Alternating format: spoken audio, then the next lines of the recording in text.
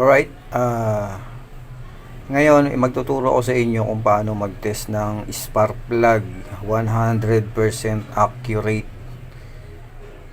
Bakit ko ba ginagawa to o bakit natin gagawin tong ganitong technique? Kasi may mga pagkakataon na yung spark plug hindi natin malaman kung pundi na o hindi pa dahil meron pa siyang nilalabas na kuryente.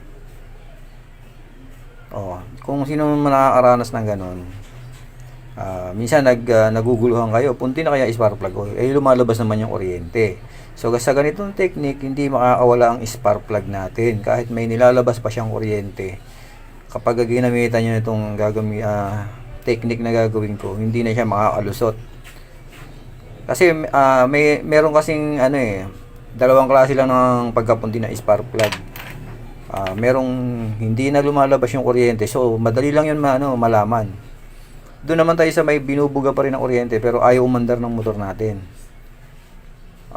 May ganon, may spark plug na ganon, may binubugang kuryente pero ayaw na umandar ng motor. So yun, sa ganitong technique hindi siya makakatakas sa akin. So malalaman natin yan gamit itong test light natin. Ito, test light, madali lang itong gawin. Ayan ano lang yan, peanut bulb lang yan. So gusto mag DIY, madali lang yan. Lagyan nyo lang, kapitan nyo lang ng dalawang wire magkabila ang dulo, tapos kahit saan na yan, iilaw na yan. Kahit baliktarin natin yan. Doon lang to sa mga baguhan na kasing iba sanay na eh. Siyempre doon sa mga baguhan wala pang experience yan. Peanut bulb lang yan. Ngayon dito sa technique na to, hindi na to makakatakas yung spark plug natin. So check natin isa-isa. Ito mag-check para hindi kayo malito. Ilalagay nyo lang tong negative yan ito yung positive dito sa body ground ng spark plug. Tapos itong isa, yung dulo nitong test light, ilalagay nyo sa ibabaw. Pag umilaw, good. Pag hindi umilaw, bad. Okay? Ayan, hindi siya umilaw pero pag dito iilaw yan. Hindi siya umilaw, ibig sabihin bad na to. Kahit may binubuga pa ng kuryente yan, hindi yan makakalusot dito sa technique na natuturo ko sa inyo. So accurate to, walang hula-hula. Okay, good. Kita mo good yan. Pag umilaw, good. Walang kawala yan. Okay, ito umilaw, good na naman.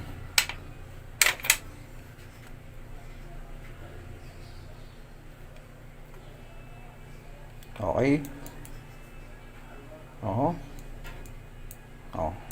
Ito alanganin. Parang gusto niyang umilaw, parang ayaw niya, pero tingin ko to pundi to. Kasi alanganin siya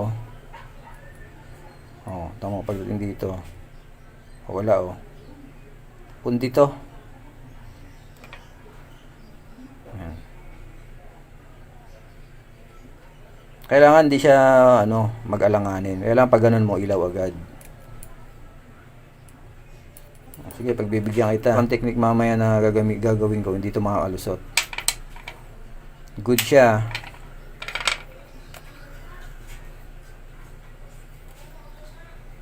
Okay, bad.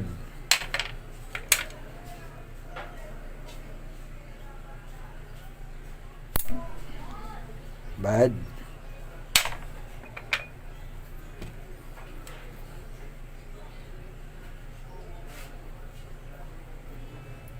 Bad.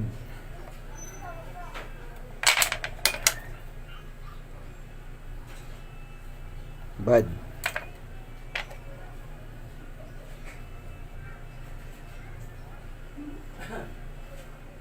Good.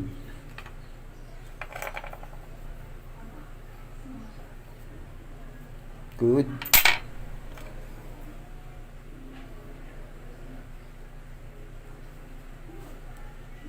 Good.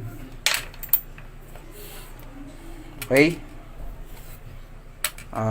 Meron tayong 2, 4, 6 na good. Meron tayong 5 hindi gumagana. So may isa pa akong technique dyan pag wala naman kayong test light. Mas madali naman to.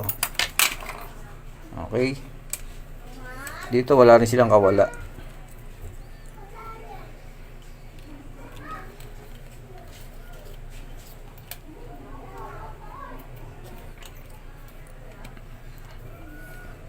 Ngayon, itong anim na to gumagana to. Close up ko lang ha. Itong anim na to gumagana to. Ito naman, technique naman, pag dalawang wire naman gagamitin nyo, wala rin siyang lusot. So, yung ground, lagay ulit natin dito sa ground ng spark plug. Tapos, dapat to kikislap. Ayan. Diyan nyo malalaman na isa pang paraan kung good yung spark plug. Ayan, nakita nyo? Ayan o, umuusok. So, good yan. Yan yung mga umilaw kanina, no? Ayan, kumislap agad.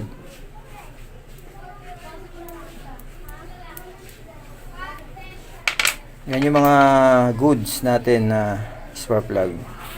Ibang technique naman to. Ayun, okay, lakas.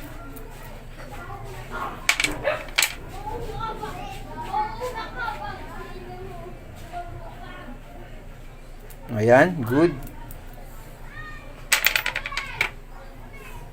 Yan, sinasabi ko sa inyo, kahit may kuryente yan dun sa kwako, dito hindi yan makakalusot.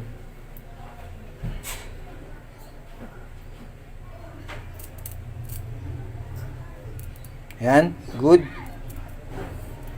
May ilaw oh.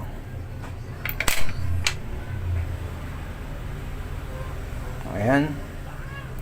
Ayan, umusok agad. Kita nyo naman yung ilaw, di ba? Close up pa natin ng konti. Okay. Okay, dito naman tayo sa limang hindi gumana. Hindi pumasa sa test light.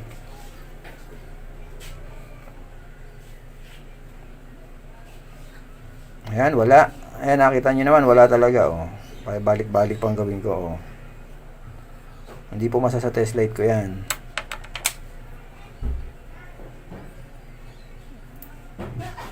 Wala rin. Okay, wala talaga.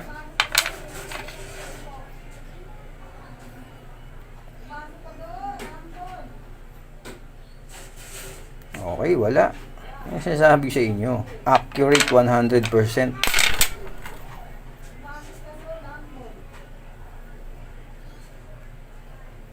Okay, wala. Wala talagang kislap. Okay, wala rin talaga.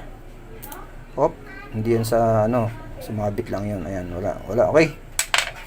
So, ibig sabihin